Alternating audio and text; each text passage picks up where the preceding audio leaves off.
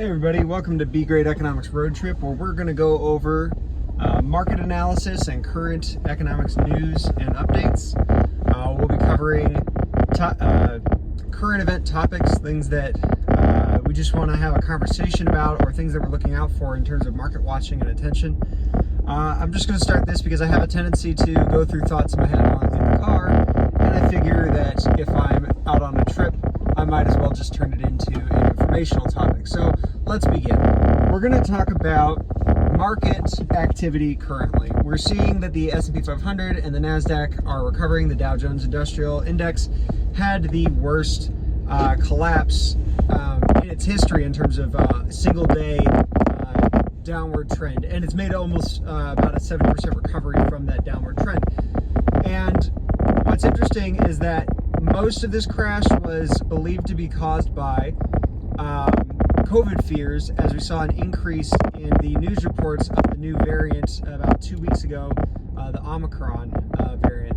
And a lot of the fears are beginning to become belayed simply because most of the evidence is showing that it's just really not having the kinds of effects that we were used to, and the market has become resilient in adopting a kind of thesis to COVID. Oh, new variant, freak out, oh, recover. And we saw this from the first type, and then we saw it in the Delta variant, and now we're seeing it in Omicron. We got less of a reaction and then recovery.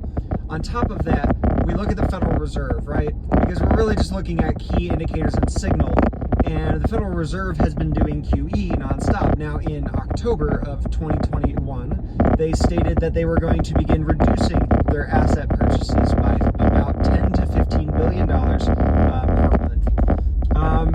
In the month of November, when they reported in mid-November where they were at, they had actually purchased $30 billion above what they were supposed to taper, meaning they were up 100% over what they had projected to reduce their amount buys. They were actually increasing buying, and we saw that kind of reflect in all equities as it continued an uptrend even after they said they were going to taper. So they announced they were going to taper, we watched a downtrend begin, and then an uptrend began with no signal, and we're like, oh, okay, then the markets don't care about this. Oh, nope, turns out that they were buying assets. After that, inflation news came out, and that started to cause a little bit of a scare in the markets, and so the Fed got really serious. We might accelerate tapering. At first, it started with talking about replacing Jerome Powell. He retained his chair, and then we see this trend where once he retained it, people thought he would become hawkish, and he keeps saying that he's going to taper. But then the Federal Reserve also maintains that quantitative easing, that purchasing of assets, only increases bank reserves and therefore doesn't actually add to the economy, thus actually being net deflationary. By the reason why asset prices move up is because assets are actually getting removed from the economy and getting locked up. Liquidity is being added to banks that is not being loaned out. But that could not be further from the truth by the evidence that the banks are lending out more, yet they are not lending out to individuals. They have their own trading desks, and they are investing their own money. This is institutions getting backed by the government. That's the whole point of quantitative easing. And yet the majority of financial education says that, oh, quantitative easing should not be directly inflationary of the money supply. Today, the European Central Bank came out, the ECB, and said that quantitative easing is inflationary. On top of that, we keep using the same news about quantitative easing being reduced in order to fight inflation. But if it's not inflationary, how would that work?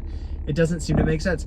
They're speaking out of two sides of their mouth, and this has caused a huge dilemma in markets. And so I think we're going to get, and this is where the market conversation goes of what do we do? I think we're going to get to see a higher CPI print, and I think that that's overdue and expected, that we get a high CPI print.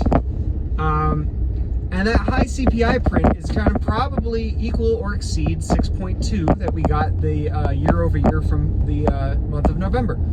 And that was the highest CPI print we had had since 1993, I think, 1994. I can't remember what that stat was. But it was an extremely high CPI print. And if you go by the 1970s, methods of measuring inflation that include housing as opposed to shelter, as they call it, meaning rent.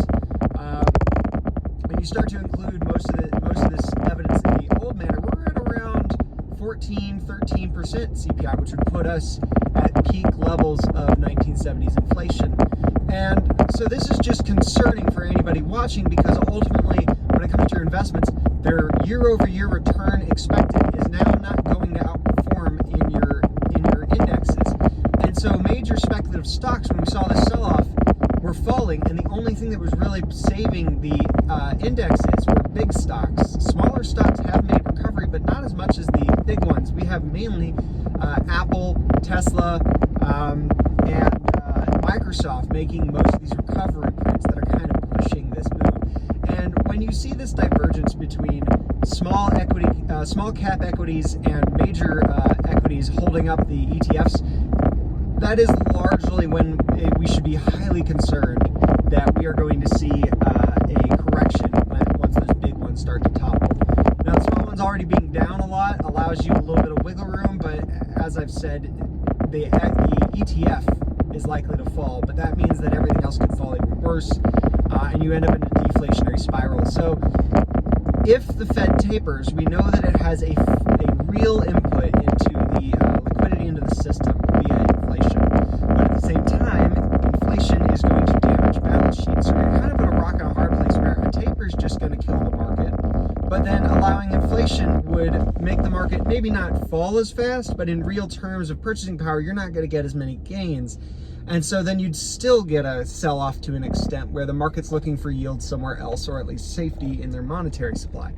So this is how you kind of play that game of equity cash flows, and so that'll lead me into the next video. Thanks for watching. I think that you just need to watch for Friday with the inflation print coming up, and then the next moves, because the other evidence and news is really kind of like side noise. The next news would be Monday, when they're going to come out with the Fed balance sheet and show us what they actually purchased, and so we'll know if it was up or down.